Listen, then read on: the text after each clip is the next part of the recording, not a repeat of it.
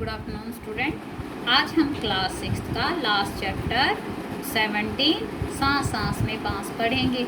इसका लेखक हैं एलेक्स एम जॉर्ज और इसका अनुवाद किया है शशि सबलोक ने। अब आपको इस चैप्टर के नाम से ही पता चल रहा है बांस। बांस यानी ये लकड़ी का पेड़। हम इसके बारे में और इससे बनी हुई चीज़ों के बारे में पढ़ेंगे। आइए चैप्टर पढ़ते हैं। एक जादूगर थे चंगकी चंगलनवा। अपने जीवन में उन्होंने कई बड़े बड़े करतब दिखलाए। जब मरने को हुए तो लोगों से बोले, मुझे दफनाए जाने के छठे दिन मेरी कब्र खोद कर देखोगे तो कुछ नया सा पाओगे। मतलब एक जादूगर थे जो जादू दिखाते थे, चंगकी चंगलनवा। उन्होंने जीवन में क्या किए थे? बड़े बड़े करतब यानी करामात कर कर दिखाए थे। जब उनका मरने का टाइम आया तो उन्होंने लोगों को क्या कहा? मुझे दफनाए जाने के छठे दिन, दफनाना यानी मुर्दे को ज़मीन में गाड़ने का काम। उन्होंने कहा जब मुझे तुम दफना दोगे तो उसके छठे दिन यानी 6वें दिन मेरी कुछ कब्र को जब तुम खोदोगे तो तुम्हें वहाँ पे कुछ नया सा मिलेगा। कहा जाता है कि मौत के छठे दिन उनकी कब्र खोदी गई और उसमें से निकली बांस की टोकरियों के कई सारे डिज़ाइन। तो जब उनकी मौत के छठा दिन हो गया कब्र में दफनाने के बाद, तो लोगों ने उस कब्र को खोदा तो वहाँ से क्या निकला? बांस की टोकरियों के कई बहुत सारे डिज़ाइन।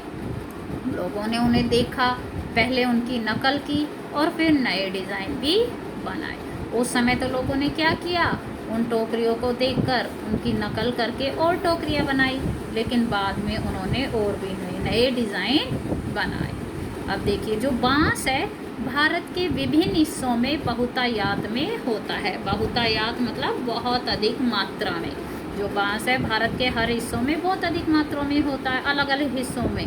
भारत के उत्तर पूर्वी क्षेत्र के 7 राज्यों में बांस बहुत ज़्यादा उगता है, इसलिए वहाँ बांस की चीज़ें बनाने का चलन भी खूब है। सभी समुदायों के जो भरण पोषण से इसका बहुत हाथ है। यहाँ हम खास तौर पर देश के उत्तरी पूर्वी राज्य नागालैंड की बात करेंगे। नागालैंड के निवासियों में बांस की चीज़ें बनाने का खूब प्रचलन है। क्या कहता है? बांस जो है भारत के अलग अलग हिस्सों में बहुत अधिक ज़्यादा मात्रा में होता है, और जो भारत का उत्तर पूर्वी क्षेत्र है उसके 7 राज्यों में तो जो है बांस बहुत ज़्यादा उगता है, इसलिए वहाँ पे क्या बनती हैं? बांस की चीज़ें भी बहुत बनती हैं और इनका चलन यानी रिवाज भी बहुत है। इसलिए क्या होता है? चलन होने से सभी समुदायों का भरण पोषण मतलब उन्हें खाने पीने का जो साधन है इससे बहुत हाथ है।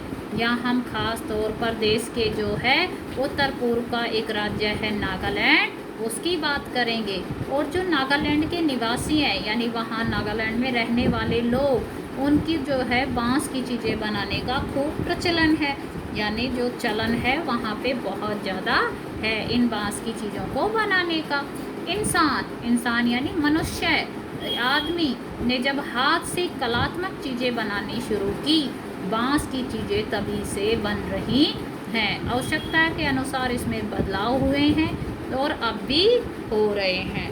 कहते हैं जब इंसान या मनुष्य ने हाथ से इस कला की चीज़ों को बनाना शुरू किया, तभी से जो है बांस की चीज़ें भी बन रही हैं और ज़रूरत के अनुसार इनमें चेंजिंग भी हो रही है। अब भी हो रही है और आगे भी होती रहेगी। आगे देखिए, कहते हैं कि बांस की बुनाई का रिश्ता उस दौर यानी समय से है जब इंसान भोजन इकट्ठा करता था। शायद भोजन इकट्ठा करने के लिए उसने ऐसी डलियानुमा चीज़ें बनाई होंगी, क्या पता। बया जैसी किसी चिड़िया के घोंसले से टोकरी के आकार और बनावट की तरकीब हाथ लगी हो। वो क्या कहना चाहता है कि बांस की बुनाई तब से शुरू हुई या उस समय से शुरू हुई जब जो है इंसान मनुष्य क्या करता था? भोजन इकट्ठा करता घूमता था। और जब वो भोजन इकट्ठा करता था तो उसे गोल टोकरी, डलिया जो है गोल टोकरी टाइप, उसको इसकी ज़रूरत थी उसमें भोजन डालने के लिए। क्या पता बया क्या होती है? एक पक्षी होता है जो अपना घोंसला पेड़ पर बनाता है, लंबी किस्म का। तो कहते हैं क्या पता बया जैसी किसी चिड़िया के घोंसले से उसे इस टोकरी को बनाने का आकार या स्वरूप का पता चला हो और उसी की तरह उन्होंने उसको बनाया हो और उसकी बनावट की हो, उसको यही सोच उसके हाथ लग गई हो, उसको देखकर उसने टोकरियाँ बनानी शुरू कर दी हों। बाँस से केवल टोकरियाँ ही नहीं बनती। अब वो क्या कहना चाहता है कि भाई हम केवल बाँस से टोकरियाँ ही नहीं बनाते हैं, बाँस से बहुत सारी और चीज़ें भी बनती हैं। क्या बनती हैं? बाँस की खपचच्चियों से ढेर चीज़ें बनाई। खपचच्चियाँ यानी जो बाँस की पतली पतली तिलियाँ होती हैं, उनसे बहुत सारी चीज़ें बनाई जाती है। कैसी कैसी? तरह तरह की चटाइयाँ जो हम अपने घरों में बिछाते हैं, टोपियाँ, टोकरियाँ, बाँस के बर्तन, बैलगाड़ियाँ, फर्नीचर, सजावटी सामान, जाल, मकान, पुल और खिलौने, ये सारी किससे चीज़ें बनती हैं? बाँस से। अब देखिए असम में ऐसे ही एक जाल जकाई से मछली पकड़ते हैं।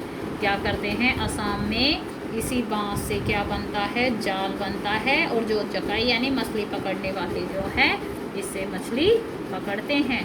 छोटी मछलियों को पकड़ने के लिए इसे पानी की सतह पर रखा जाता है या फिर धीरे धीरे चलते हुए खींचा जाता है। बाँस की खपचच्चियों को इस तरह बांधा जाता है कि वो एक शंकु का आकार ले लें।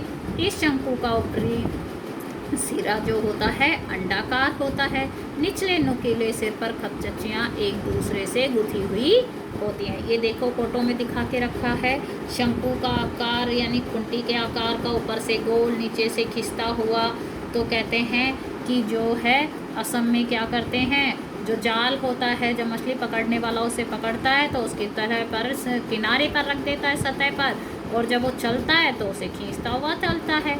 और बाँस की खपचच्चियों को जो है शंकु के आकार को ऐसे बनाते हैं कि ऊपर सारा अंडाकार, देखो ये गोल के ऐसे अंडे की तरह है, और नीचे से क्या है, नुकीला सिरों पर जो है खपचच्चियाँ, ये देखिए ये तिलियाँ जो है एक दूसरे से गुथी हुई होती हैं।